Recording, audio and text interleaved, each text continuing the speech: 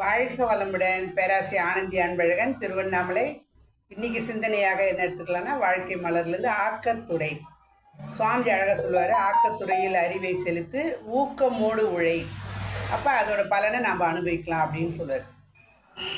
இன்னைக்கு நாம் வாழ்ந்துட்டு இருக்க வாழ்க்கை, உடலாகட்டும் பொருளாக இருக்கட்டும், இந்த உடல் பலம், செல்வம், செல்வாக்கு, புகழ், இது எல்லாமே பார்த்தீங்க அப்படின்னா நமக்கு கிடைக்கக்கூடிய பாக்கியம் எல்லாமே பார்த்தீங்கன்னா ஏற்கனவே செஞ்ச வினையின் விளைவு அல்லது செயலின் விளைவின் காரணமாக தான் நமக்கு இதெல்லாம் நம்ம அனுபவிக்கிறோம்.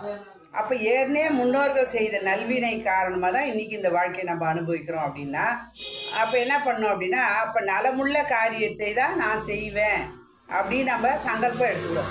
அப்போ என்னுடைய ஆற்றல் முழுவதும், உடல் சக்தி முழுவதும் நான் என்ன பண்ணுவேங்க, எந்த விதத்திலேயாவது நான் சமுதாயத்துக்கு கொடுப்பேன் அப்படின்னு அந்த பாசிட்டிவ் திங்கிங், அந்த பாசிட்டிவ் சைடில் நம்ம வந்துட்டோம். அதாவது நெகட்டிவாக இல்லாமல் பாசிட்டிவ் சைடில் வந்துட்டோம் அப்படின்னா நம்மளுக்கோட எண்ணங்கள், செயல்கள் எல்லாமே பார்த்தீங்க அப்படின்னா, சொல் அனைத்தும் பார்த்தீங்கன்னா நல்லவையாகவே நடக்கும். அதான் சுவாமி சொல்லுவார். பாசிட்டிவ் அப்படின்னா தமிழில் என்ன வார்த்தை அப்படின்னா ஆக்கத்துறை அப்படின்றது தான் அர்த்தம் அப்படின்றாங்க. அப்போ நெகட்டிவ் அப்படின்னா முறித்தல் அப்படின்னு அர்த்தம். அப்போ எதிர்ப்பின்றி ஆக்கம் என்றால் என்னங்க, மேலும் மேலும் நலம் அளிக்கக்கூடிய அந்த துறைக்கு பேர் தான் ஆக்கம். அதாவது ஊக்கத்தோடு நம்ம செய்யும்போது எந்த விதத்திலே ஆக்கமாக வரும்போது அது தனக்கும் சரி சமுதாயத்துக்கும் சரி நல்ல ஒரு அவங்களுக்கு ஒரு விளைவை தரும். அப்போ நம்ம நலம் ஈனும் அந்த எண்ணமே நமக்குள் இருக்க வேண்டும். எண்ணத்துக்கு அப்பால் வேறு எதுவுமே கிடையாது.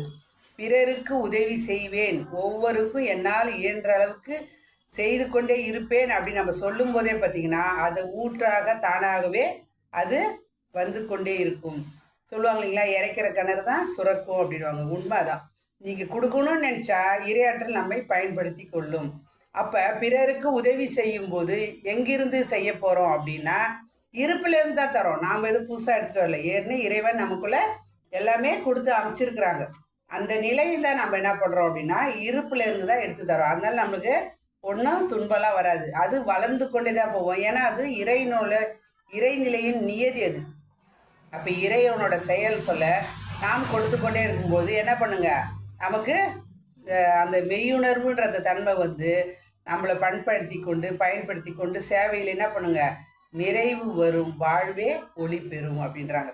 அப்போ வாழ்வு ஒளி பெறணும் அப்படின்னா அதுக்கு நான் எப்படி இருக்குங்க, என்னை தொண்டுக்கு கண்டிப்பாக ஆட்கொள்வேன். எந்த விதத்துலையாவது உடலில் பலம் இருக்கா, இல்லை பண பலம் இருக்கா, செல்வாக்கு இருக்கா, புகழ் இருக்கா, அறிவு இருக்கா, படிப்பு இருக்கா, ஒன்றும் இல்லைங்க. இது ரோடை கிராஸ் பண்ணி விட்றாங்க பாருங்க, அது கூட ஒரு நல்ல எண்ணம் தான். அப்போ மனிதன் நல்ல எண்ணத்தோட முயற்சியோட ஒரு அடி எடுத்து வச்சா போதும், இறைவன் என்ன பண்ணாங்க, 10 அடி முன்னாடி வைத்து நமக்குள்ளே இருக்க இருப்பை எடுத்து வெளியே கொடுக்கறதுக்கு கரெக்டாக அவர் வந்துட்டே தான் இருப்பார்.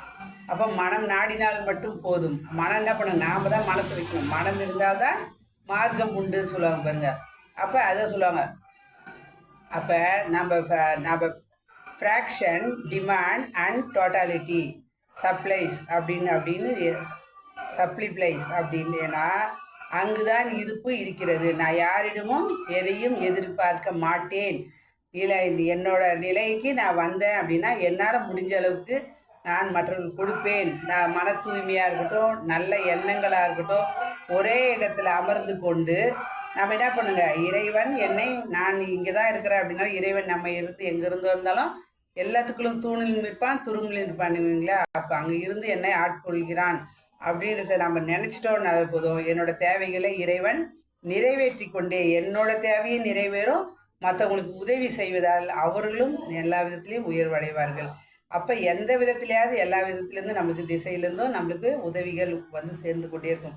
என்னால் முடிஞ்ச உதவியை நான் பிறருக்கு செய்வேன் நீங்கள் சங்கல்பம் வச்சிட்டிங்கன்னா இறைவன் நம்மை பயன்படுத்தி கொள்வான். இதன் மூலம் நாமும் பயன்பெறுவோம். ஏன்னா ஒரு கை தட்டினா ஓசையா அப்படின்னா கிடையாது.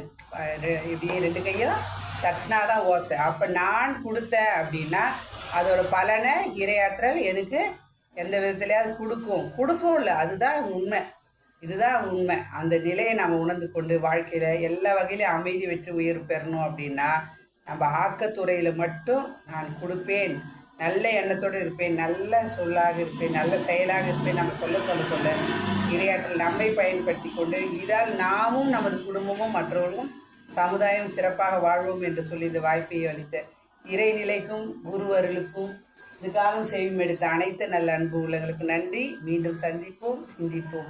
வாழ்க வளமுடன்.